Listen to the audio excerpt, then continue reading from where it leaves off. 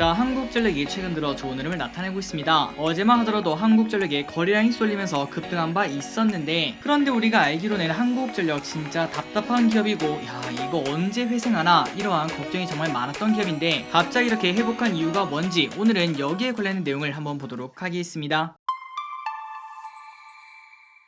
네, 안녕하세요. 주식은 역시 끼리끼리새 끼리입니다. 안녕하세요, 기름들. 자, 오늘은 처음에 봤던 대로 한국전력의 호재가 하나 나타났다고 하는데 그게 뭔가 봤더니 바로 S&P 상한제. 이 S&P 상한제가 오늘은 도대체 뭔지, 그리고 한국전력에 얼마나 이득인지, 그리고 S&P 상한제 때문에 또 피해보는 기업은 또 없는지, 그런 것들을 한번 공부를 해보도록 할게요. 바로 내용으로 들어가도록 하겠습니다. 자, 어제 이런 뉴스가 떴습니다. 사상 최악 적자 한전 특단 조치가 나왔다고 하는데 그 조치가 뭔가 봤더니 전력 구매 가격 상한제를 도입을 한다고 합니다. 이게 바로 우리가 처음에 말씀드렸던 S&P 상한제인데요. 그리고 이 뉴스가 나오자마자 한국전력이 쭉 올라가는 거 보니까 야 이게 호재긴 호재인가 보다 이런 생각을 해볼 수 있습니다. 그렇다면 도대체 이 S&P 상한제가 도대체 뭔지 그거를 빠르게 설명드리자면은, 자 우리가 그냥 단순히 알기로는 그냥 한국전력이 전기를 만들어서 우리에게 주면은 우리가 집에서 아니면은 밖에서 사용을 한다고 생각할 수 있는데, 그런데 한국전력도 위 그림과 같이 다른 기업들한테 전기를 사온다고 생각하시면 될 것 같습니다. 그래서 이때 한국전력이 발전사들한테 전기를 사오는 도매 가격을 바로 S&P라고 말한다고 합니다. 그리고 참고로 이렇게 전기를 만드는 곳이 어딘가 봤더니 민간 발전사가 있을 것 같고, 그리고 플러스 발전자회사가 있다고 볼 수 있겠죠. 그러니까 S&P란 그냥 한국전력이 전기를 사오는 가격이라고 생각하시면 될 것 같습니다. 그래서 그 전기를 받아서 우리에게 공급을 한다고 볼 수 있겠죠. 그런데 중요한 건 이겁니다. 최근 들어 인플레가 엄청나게 심해지면서 2022년 5월 6일에 이런 기사를 확인할 수 있죠. 월 평균 S&P가 사상 처음으로 200원을 돌파했다고 합니다. 4월 평균 S&P가 무려 202원이 되었다고 한대요. 그리고 작년 같은 달에는 76원이었으니까 1년 만에 2.6배나 급등을 했다고 합니다. 그러니까 최근 들어 한국전력이 사오는 S&P 그게 엄청나게 올랐다는 소린데요. 그런데 우리는 솔직히 여기에 대해서 공감을 하지 못합니다. 그 이유가 뭔가 봤더니 우리는 최근 들어 전기요금이 오르지 않았죠. 참고로 우리가 지금 현재 사용하는 전기료는 3월 기준 110원 내로 생각하시면 될 것 같습니다. 그러니까 뭔가 이상하게도 한국전력은 200원 내외 전기를 사와서 우리에게 100원으로 판다는 소리겠죠. 아마도 기름들께 원재료가 200원인데 이거를 100원에 파세요 이렇게 말하면은 아유 야 미쳤니 그걸 왜 하니 이렇게 말하시는 분들이 당연히 100%라고 볼 수 있겠죠. 그런데 그 말도 안 되는 걸 지금 한국전력이 하고 있다는 거, 그리고 그 결과 지금 현재 한국전력의 실적을 보시면은 완벽하게 빨간맛인 걸 볼 수 있고, 그리고 올해 예상 영업적자가 무려 22조나 된다고 합니다. 진짜 말도 안 되는 금액이죠. 그러니까 한국전력 입장에서는 200원에 사와서 100원에 파니까 당연히 미칠 수밖에 없는데, 그런데 이 전력 도매 가격, 그러니까 전기를 사오는 비용에 상한선을 둔다는 게 바로 S&P 상한제라고 생각하시면 될 것 같습니다. 정말 심플하죠.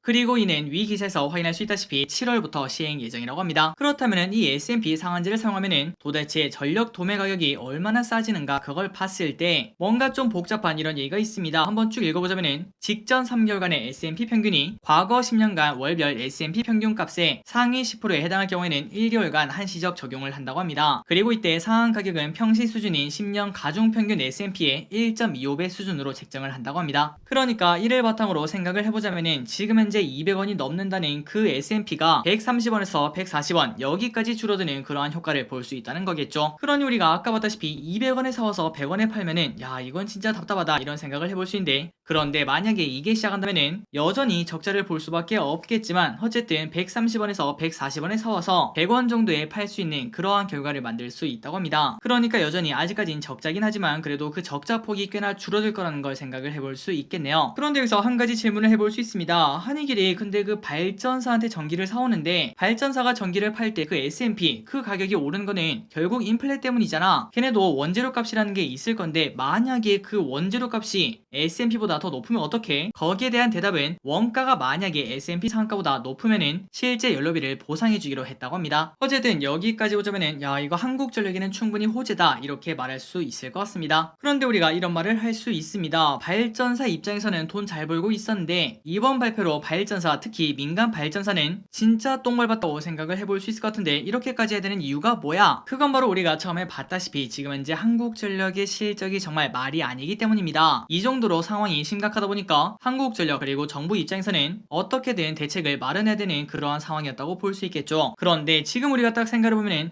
아니 근데 그 한국전력이 저렇게 된 거는 솔직히 연료비 연동제를 안 해서 이것 때문 아니야? 이렇게 말씀하신 분들도 당연히 계실 것 같습니다. 참고로 연료비 연동제가 뭔가 했더니 우리가 지금 사용하는 이러한 전기요금 있지 않겠습니까? 이 전기요금을 말 그대로 그냥 연료비에 따라서 그때그때 원재료 값이 오르면은 전기요금도 오르고 만약에 원재료 값이 이렇게 떨어지면은 전기요금도 떨어지는 그러한 방식이라고 생각하시면 될 것 같습니다. 어떻게 보면은 가장 합리적이라고 볼 수 있고, 그리고 작년에 연료비 연동제를 하겠다 이러한 발표가 나온 다음에 실제로 한국전력 주가는 저점 대비 40%인가요? 그 정도 오르기도 했었죠. 말 그대로 연료비 연동제를 채택한 한국전력은 정부의 입김이 닿지 않고 안정적인 회사로 변할 수 있는 그런 기회였다고 볼 수 있습니다. 하지만 기름들이 다들 아시다시피 결국은 이걸 사용하지 못했죠. 자, 작년 3월에 이런 뉴스가 나왔습니다. 한국전력 2분기 전기요금 인상 유보, 그러니까 연료비 연동제를 한다고 해놓고서는 마지막에 가서 손바닥을 뒤집은 걸 확인할 수 있었습니다. 그래서 그때 당시에 야 갑자기 이렇게 안 한 이유가 뭔가, 그걸 찾아봤더니 이제 혹자는 이렇게 말했죠. 4월에 선거가 있기 때문에 그거를 눈치 본 게 아니겠는가. 그러니까 만약에 이 말이 맞다면 결국은 한국전력은 정부에서 또 벗어나지 못했다는 걸 확인할 수 있습니다. 그런데 작년 3월에만 동결됐으면 그것도 괜찮습니다. 다음에 올리면 되니까요. 그래서 실제로 작년 6월에 그때도 주가가 슬금슬금 오르면서 아 이번에는 올리겠지 그런 기대감이 있었지만, 하지만 결국 뚜껑을 까봤더니 또다시 한국전력은 아 이번에도 동결하기로 했습니다. 이렇게 말하며 주가는 이제 내리막길을 걷는 걸 확인할 수 있습니다. 그래서 결국 작년에 27,450원이었던 한국전력이 올해 초에는 2만원까지 떨어지고, 그리고 원재료 값이 계속 올라가다 보니까 실적은 박살나는 걸 우리가 볼 수 있었습니다. 그리고 더 중요한 거는 아직까지 정부 입김이 닿고 있다는 거. 그렇기 때문에 언제 전기요금이 올라갈지 이거를 확답을 내릴 수 없다는 건데요. 그런 와중에 정부 입장에서는 아 뭔가 특단의 대책이 필요하다 이런 생각을 했는데, 그 결과가 바로 오늘 공부했던 S&P 상한제라는 겁니다. 그러니 어떻게 보면은 연료비 연동제를 하지 못해서 실적이 악화된 거를 그 불똥이 조금 다른 데로 발전사로 튄다는 걸 확인할 수 있습니다. 그래서 발전사 입장에서는 진짜 불만이 많을 것 같습니다. 이런 기사를 확인할 수 있죠. 한전 적자를 왜 우리가, S&P 규제의 발전주 먹구름, 어떻게 보면 한전의 적자를 분담하는 거 아니겠는가 이런 생각까지 해볼 수 있습니다. 그리고 그 와중에 이러한 뉴스도 확인할 수 있는데요. 8조 적자 한전 비상인데 민간 발전사는 역대급 흑자, 국민 고통 커진다. 그러니까 한국전력 입장에서는 8조나 적자를 보고 있는데 내가 전기를 사오는 그 민간 발전사는 역대급 흑자를 내고 있다니까. 야 그러면 어차피 우리가 전기를 사와야 되잖아. 그런데 우리가 너무 상황이 안 좋으니까 조금은 분담하자 이러한 이야기가 나왔다고 볼 수 있겠죠. 그래서 우리가 이걸 보면은 야 그래도 그렇지 이게 이렇게 해도 되나 이런 생각을 해볼 수 있겠지만, 그런데 실제로 해외에서도 이러한 방안이 현재 나오고 있다고 합니다. 해외 선진국들이 민간 발전사를 상대로 이른바 횡재세를 부과하는 등 초과 이익을 직접 규제하는 결정을 내린다고 한대요. 스페인 같은 경우에는 수익의 90%를 환수하는 긴급 조치를 결정한 바 있으며, 그리고 이탈리아는 이익이 과도하게 증가한 에너지 기업에게는 25%의 횡재세를 부과를 한다고 합니다. 또한 포르투갈 같은 경우에는 일시적으로 천연가스의 가격 상한을 논의를 하고 있다고 합니다. 그러니까 지금 이제 전 세계가 전기요금 때문에 난리기 때문에 이러한 이야기가 계속 나온다고 볼 수 있겠죠. 그렇다면 이제 슬슬 마무리해 보도록 하겠습니다. 이제 우리가 궁금한 거는